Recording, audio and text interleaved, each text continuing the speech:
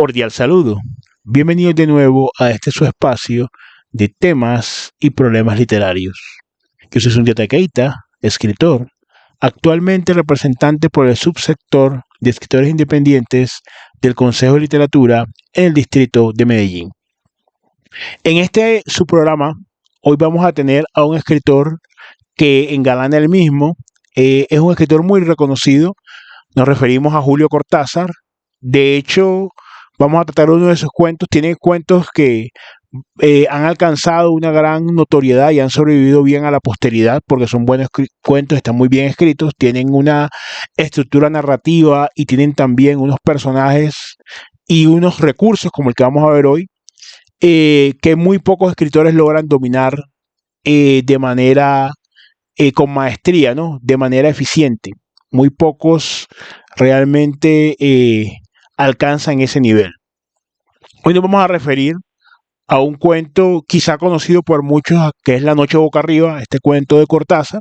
Pues Cortázar es referenciado por cuentos como Casa Tomada, como El Ajolot, como este cuento, pero tiene una gran variedad de estilos, por supuesto, por su novela lúdica, didáctica y su novela experimental Rayuela, pero como decimos, tiene diferentes obras, diferentes textos donde aborda temáticas y técnicas distintas, así que a los lectores que todavía no hayan tenido oportunidad de explorar este gran escritor Julio Cortázar, los invitamos a hacerlo. No, sin más preámbulos, entonces vamos a entrar con la lectura del cuento La Noche Boca Arriba, de Julio Cortázar.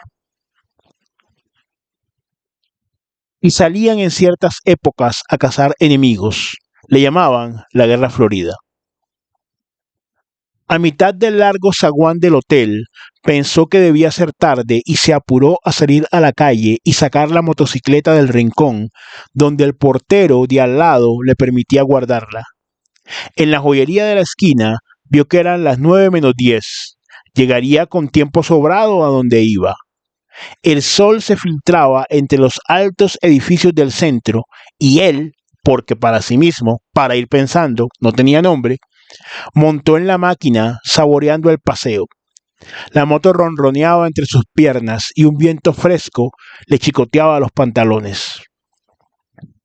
Dejó pasar los ministerios, el rosa, el blanco y la serie de comercios con brillantes vitrinas de la calle central. Ahora estaba en la parte más agradable del trayecto, el verdadero paseo. Una calle larga, bordeada de árboles, con poco tráfico y amplias villas que dejaban venir los jardines hasta las aceras, apenas demarcadas por setos bajos. Quizá algo distraído, pero corriendo por la derecha como correspondía, se dejó llevar por la tersura, por la leve crispación de ese día apenas empezado. Tal vez su involuntario relajamiento le impidió prevenir el accidente. Cuando vio que la mujer parada en la esquina se lanzaba a la calzada a pesar de las luces verdes, ya era tarde para soluciones fáciles. Frenó con el pie y con la mano, desviándose a la izquierda. Oyó el grito de la mujer y junto con el choque perdió la visión. Fue como dormirse de golpe. Volvió bruscamente del desmayo. 4 o 5 hombres jóvenes lo estaban sacando de debajo de la moto. Sentía gusto a sal y sangre, le dolió una rodilla y cuando lo alzaron gritó, porque no podía soportar la presión en el brazo derecho. Voces que no parecían pertenecer a las caras suspendidas sobre él, lo alentaban con bromas y seguridades. Su único alivio fue oír la confirmación de que había estado en su derecho al cruzar la esquina. Preguntó por la mujer, tratando de dominar la náusea que le ganaba la garganta. Mientras lo llevaban boca arriba hasta una farmacia próxima, supo que la causante del accidente no tenía más que rasguños en las piernas. Usted la agarró apenas, pero el golpe la hizo saltar a la máquina del costado. Opiniones, recuerdos. Despacio, éntrenlo de espaldas, así va bien.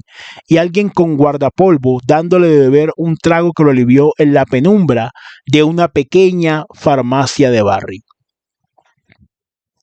La ambulancia policial llegó a los 5 minutos y lo subieron a una camilla blanda donde pudo tenderse a gusto. Con toda lucidez, pero sabiendo que estaba bajo los efectos de un shock terrible, dio señas al policía que lo acompañaba. El brazo casi no le dolía. De una cortadura en la ceja goteaba sangre por toda la cara. Una o dos veces se lamió los labios para beberla. Se sentía bien. Era un accidente, mala suerte. Unas semanas quieto y nada más. El vigilante le dijo que la motocicleta no parecía muy estropeada. Natural, dijo él. Como que me la ligué encima. Los dos rieron y el vigilante le dio la mano al llegar al hospital y le deseó buena suerte. Ya la náusea volvía poco a poco. Mientras lo llevaban en una camilla de ruedas hasta un pabellón del fondo, pasando bajo árboles llenos de pájaros, cerró los ojos y deseó estar dormido o cloroformado. Pero lo tuvieron largo rato en una pieza con olor a hospital, llenando una ficha, quitándole la ropa y vistiéndolo con una camisa grisácea y dura. Le movían cuidadosamente el brazo sin que le doliera. Las enfermeras bromeaban todo el tiempo, y si no hubiera sido por las contracciones del estómago, se habría sentido muy bien, casi contento. Lo llevaron a la sala de radio y 20 minutos después, con la placa todavía húmeda puesta sobre el pecho, como una lápida negra, pasó a la sala de operaciones. Alguien de blanco, alto y delgado, se le acercó y se puso a mirar la radiografía. Manos de mujer le acomodan la cabeza. Sintió que lo pasaban de una camilla a otra. El hombre de blanco se le acercó otra vez, sonriendo, con algo que le brillaba en la mano derecha. Le palmeó la mejilla e hizo una seña a alguien parado atrás. Como sueño era curioso porque estaba lleno de olores y él nunca soñaba olores. Primero un olor a pantano, ya que a la izquierda de la calzada empezaban las marismas, las tembladerales de donde no volvía nadie. Pero el olor cesó, y en cambio vino una fragancia compuesta y oscura como la noche en que se movía huyendo de los aztecas. Y todo era tan natural.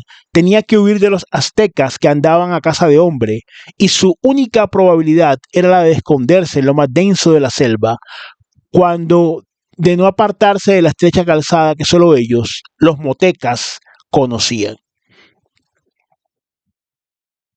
Lo que más la torturaba era el olor, como si aún en la absoluta aceptación del sueño algo se rebelara contra eso que no era habitual, que hasta entonces no había participado del juego.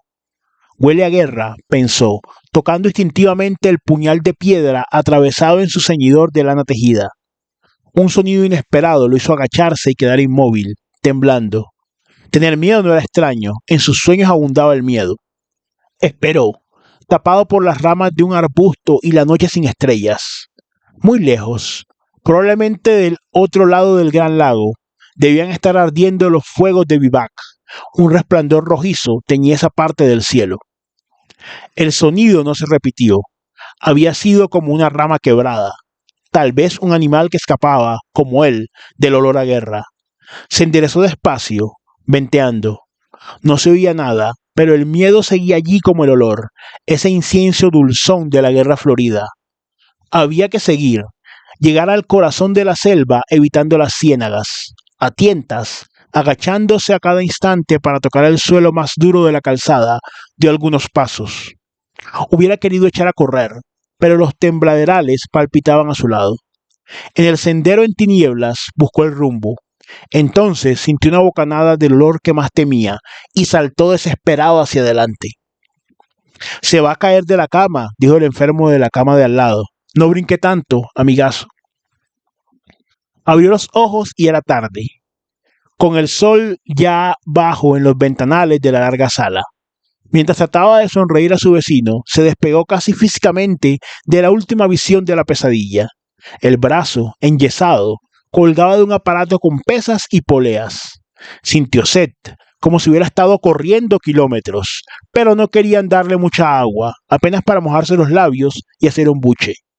La fiebre lo iba ganando despacio y hubiera podido dormirse otra vez, pero saboreaba el placer de quedarse despierto, entornado los ojos, escuchando el diálogo de los otros enfermos, respondiendo de cuando en cuando a alguna pregunta. Vio llegar a un carrito blanco que pusieron al lado de su cama.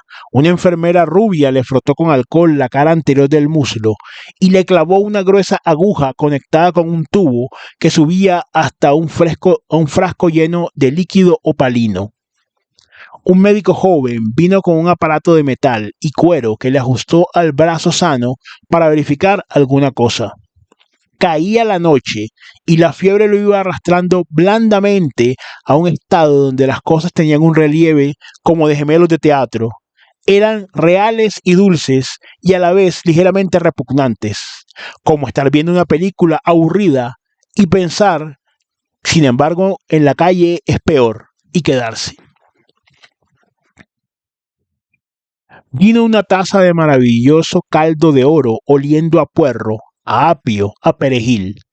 Un trocito de pan, más precioso que todo un banquete, se fue desmigajando poco a poco. El brazo no le dolía nada y solamente en la ceja, donde lo habían suturado, chirriaba a veces una punzada caliente y rápida. Cuando los ventanales de enfrente viraron a manchas de un azul oscuro, pensó que no iba a ser difícil dormirse.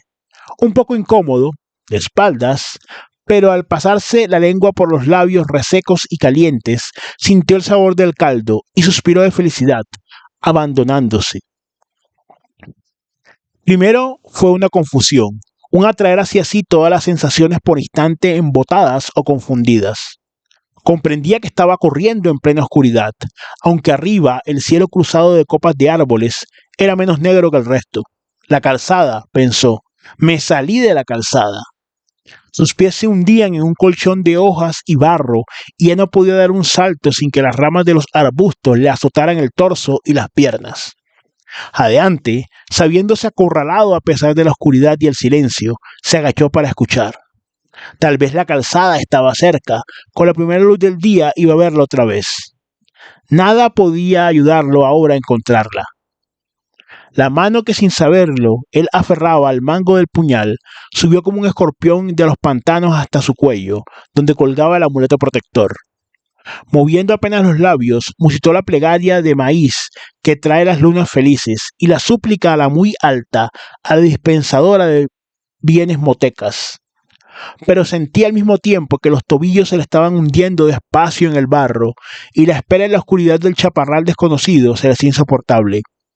La guerra florida había empezado con la luna y llevaba ya 3 días y 3 noches. Si conseguía refugiarse en lo profundo de la selva, abandonando la calzada más allá de la región de las ciénagas, quizá los guerreros no le siguieran el rastro. Pensó en la cantidad de prisioneros que ya habrían hecho, pero la cantidad no contaba, sino el tiempo sagrado. La caza continuaría hasta que los sacerdotes dieran la señal del regreso. Todo tenía su número y su fin, y él estaba dentro del tiempo sagrado, del otro lado de los cazadores. Oyó los gritos y se enderezó de un salto, puñal en mano. Como si el cielo se incendiara en el horizonte, vio antorchas moviéndose entre las ramas, muy de cerca. El olor a guerra era insoportable, y cuando el primer enemigo le saltó al cuello, casi sintió placer en hundirle la hoja de piedra en pleno pecho. Ya lo rodeaban las luces y los gritos alegres. Alcanzó a cortar el aire 1 o 2 veces, y entonces la soga lo atrapó desde atrás. Es la fiebre, dijo el de la cama de al lado. A mí me pasaba también cuando me operé el duodeno. Tome agua y va a ver que duerme bien. Al lado de la noche de donde volvía, la penumbra tibia de la sala le pareció deliciosa. Una lámpara violeta velaba en lo alto de la pared del fondo como un ojo protector. Se oía toser, respirar fuerte y a veces un diálogo en voz baja. Todo era grato y seguro, sin acoso, pero quería seguir pensando en la pesadilla. Había tantas cosas en que entretenerse. Se puso a mirar el yeso del brazo, las poleas que tan cómodamente se le sostenían en el aire. Le habían puesto una botella de agua mineral en la mesa de noche. Bebió del gollete, golosamente. Distinguía ahora las formas de la sala, las 30 camas, los armarios con vitrinas. Ya no debía tener tanta fiebre, sentía fresca la cara. La ceja le dolía apenas, como un recuerdo. Se vio otra vez saliendo del hotel. sacando la moto. ¿Quién hubiera pensado que la cosa iba a acabar así? Trataba de fijar el momento en que lo habían levantado del suelo. Un desmayo o lo que fuera no le dejaba ver nada. Y al mismo tiempo tenía la sensación de que ese hueco, esa nada, había durado una eternidad.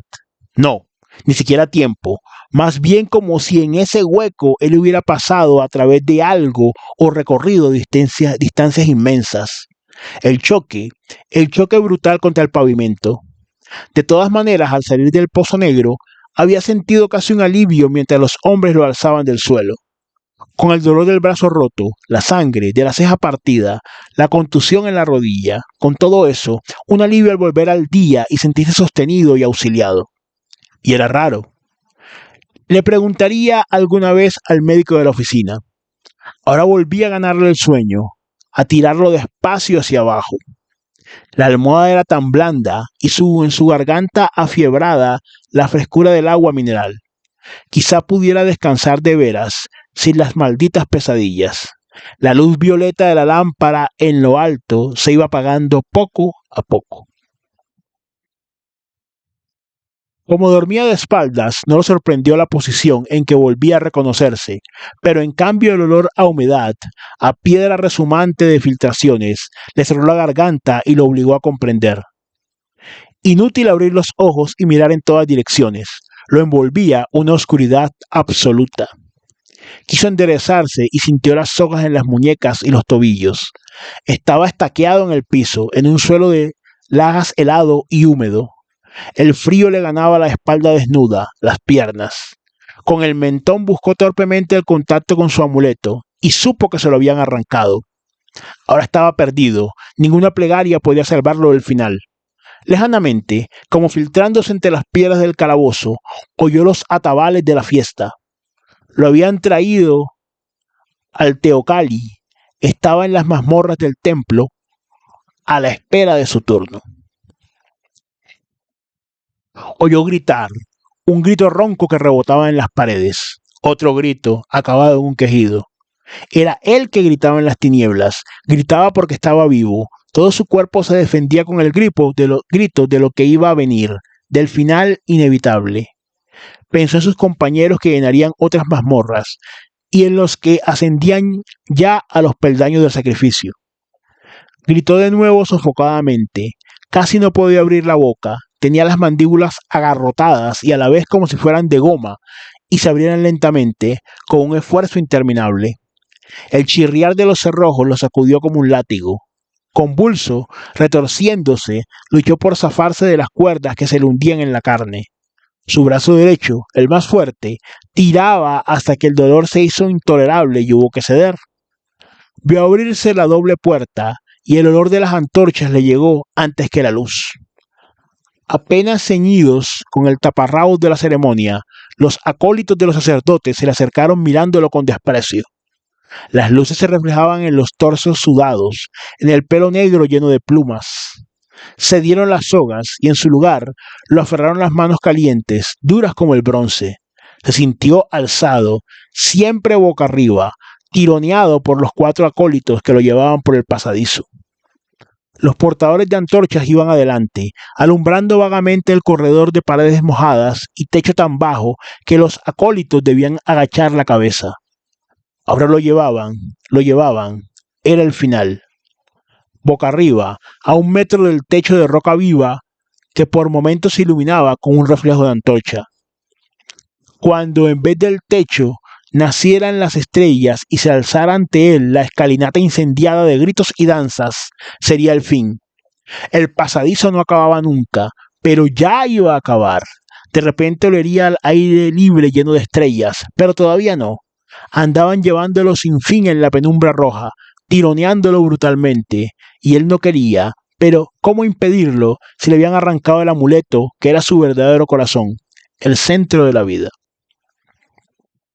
Saltó de un brinco a la noche del hospital, al alto cielo raso dulce, a la sombra blanda que lo rodeaba. Pensó que debía haber gritado, pero sus vecinos dormían callados. En la mesa de noche, la botella de agua tenía algo de burbuja, de imagen traslúcida contra la sombra azulada de los ventanales. Jadeó buscando el alivio de los pulmones, el olvido de esas imágenes que seguían pegadas a sus párpados. Cada vez que cerraba los ojos, las veía formarse instantáneamente y se enderezaba aterrado, pero gozando a la vez del saber que ahora estaba despierto, que la vigilia lo protegía, que pronto iba a amanecer. Con el buen sueño profundo que se tenía a esa hora, sin imágenes, sin nada. Le costaba mantener los ojos abiertos. La modorra era más fuerte que él. Hizo un último esfuerzo. Con la mano sana esbozó un gesto hacia la botella de agua. No llegó a tomarla. Sus dedos se cerraron en un vacío otra vez negro, y el pasadizo seguía interminable, roca tras roca, con súbitas fulguraciones rojizas. Y él, boca arriba, gimió apagadamente porque el techo iba a acabarse. Subía, abriéndose como una boca de sombra, y los acólitos se enderezaban, y de la altura una luna menguante le cayó en la cara, donde los ojos no querían verla. Desesperadamente se cerraban y se abrían, buscando pasar al otro lado, descubrir de nuevo el cielo raso protector de la sala. Y cada vez que se abrían era la noche y la luna, mientras lo subían por la escalinata, ahora con la cabeza colgando hacia abajo, y en lo alto estaban las hogueras, las rojas columnas de rojo perfumado, y de golpe vio la piedra roja, brillante de sangre que chorreaba, y el vaivén de los pies del sacrificado, que arrastraban para tirarlo rodando por las escalinatas del norte. Con una última esperanza apretó los párpados, gimiendo por despertar. Durante un segundo creyó que lo lograría, porque estaba otra vez inmóvil en la cama, a salvo del balanceo cabeza abajo. Pero olía a muerte, y cuando abrió los ojos vio la figura ensangrentada del sacrificador, que venía hacia él con el cuchillo de piedra en la mano. Alcanzó a cerrar otra vez los párpados, aunque ahora sabía que no iba a despertarse, que estaba despierto, que el sueño maravilloso había sido el otro, absurdo como todos los sueños. Un sueño en el que había andado por extrañas avenidas de una ciudad asombrosa, con luces verdes y rojas que ardían sin llama ni humo, con un enorme insecto de metal que zumbaba bajo sus piernas.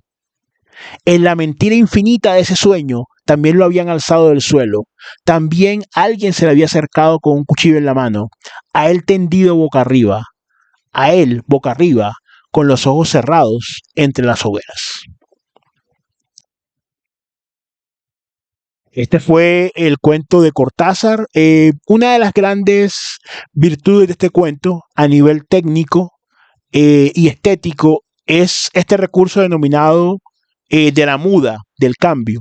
En este caso, muchas mudas que se van haciendo, mudas de tiempo y de espacio, que son muy complicadas de llevar. ¿Por qué? Porque muchas veces suelen causar confusión en el lector cuando no sabemos emplear esa muda, sobre todo haciéndola de una manera prácticamente instantánea. Al final, Cortázar también se vale del recurso simbólico del sueño, ¿no? Aunque realmente está haciendo una muda pues de tiempo y de espacio. Habría también muchas cosas que resaltar del título. ¿Por qué se insiste tanto en que está boca arriba? De hecho, es la posición que tiene, en este caso, el indígena moteca sacrificado. También sugiere, ¿no?, la posibilidad, está dentro del texto, dentro de las posibilidades de interpretación, la posibilidad de un viaje, ¿no?, de una especie de infinito, de una especie de volver, pero no volver al mismo tiempo y espacio, sino inclusive proyectarse hacia el futuro. También al final en este caso, y es una interpretación también válida, el indígena moteca es el que ha soñado la civilización, ha soñado una civilización distinta a la suya, ha soñado, de hecho lo describe de una buena manera, ¿cierto? De una manera bastante metafórica, a esa especie de insecto zumbante debajo de sus piernas, y lo entre comillas real no es lo que nosotros como lectores en un principio. Por eso es un detalle muy importante cuando él no le da nombre al personaje, cuando dice para ir pensando, no pensaba en su propio nombre, para ir andando, ¿no? Es una serie o son una serie de situaciones que hay que tener en cuenta, que no están al azar, sino que el autor las ha dispuesto así para generar un camino de comprensión y de interpretación, y porque el cuento lo requiere en cuanto en cuanto a los recursos, pero no son detalles caprichosos o no son detalles sin significado ni sentido. El tema de los colores también se repite mucho y es un tema también muy importante. Tiene que ver definitivamente no solamente con estados de ánimo que pueda llegar a tener el personaje como tal, eh, con la tranquilidad que le da, por ejemplo, el violeta, que lo relaciona con el amuleto protector del indígena, el tema de la calzada o del camino por el que tenía que andar. Al principio se nos dice que el motociclista va en la dirección en la que debe ir y que el accidente no se genera porque él traquea las normas de tránsito, y el que va huyendo, el indígena que va huyendo, también va por el sendero donde debería ir. Es un cuento que no se puede agotar en unos pocos minutos. La invitación es a que ustedes lo lean, saquen sus propias conclusiones. Elementos, por decirlo así, de la técnica está, por supuesto, la muda de narrador, que no es la muda, no tanto de narrador, la muda de tiempo y espacio, porque la muda de narrador implicaría un cambio de voz que no es realmente lo que sucede. Porque no podríamos afirmar que son dos personas diferentes, dos narradores distintos, sino que en la misma intimidad del personaje, en la misma experiencia, si quiere verse el desplazamiento temporal, si quiere verse así, ese hueco que él dice que existe en el tiempo, no son realmente dos narradores distintos, es un solo narrador. Pero el tiempo y el espacio sí van variando. Es un elemento, digamos, en el que podría llegarse a una convención, porque vemos dos escenarios, inclusive vemos la duplicidad implícita y explícita de los escenarios. Él, por ejemplo, cuando está en el hospital ve la cama y cuenta el número de enfermos que hay, y cuando está en la mazmorra también, ahí no da el número, pero tiene una percepción de que hay otras personas que están allí. Inclusive el médico que en una de las partes se describe que va con algo en la mano, podría corresponder a la figura del sacrificador. Es muy interesante encontrar cuentos. Este cuento fue escrito en los años 50, si no me equivoco, y sin embargo tiene una plena vigencia, y son cuentos muy complicados de hacer porque dan la oportunidad a muchas interpretaciones. También el tema de los diálogos, ¿no? Que no distraen en ningún momento, son los justos, los precisos. Del lado, pues, del moteca, por la situación, no tenemos realmente muchos diálogos. Del lado del motociclista, por eso hay una parte donde dice que él salta. Eso también se puede, como les digo, interpretar también de un punto de vista de desplazamiento espacio-temporal. Él salta hacia la otra noche, y esa insistencia en el tema de la noche, insistencia en el tema de los símbolos es muy importante. Entonces, como siempre, invitarlos a ustedes a que por favor se suscriban al canal, que lo compartan, y lo más importante, que comenten, ¿cierto?, cuál es la experiencia estética y cuáles son las posibilidades de interpretación que ustedes ven en este cuento. ¿Ven dos narradores o ven realmente que el sueño no sale del espacio simbólico y que todo es un sueño del moteca, o ven que hay un desplazamiento real? ¿Cuál es su opinión? Nos interesaría mucho conocerla, y como siempre, agradeciendo su compañía y su permanencia en el canal y su interés. Nos veremos en un próximo episodio.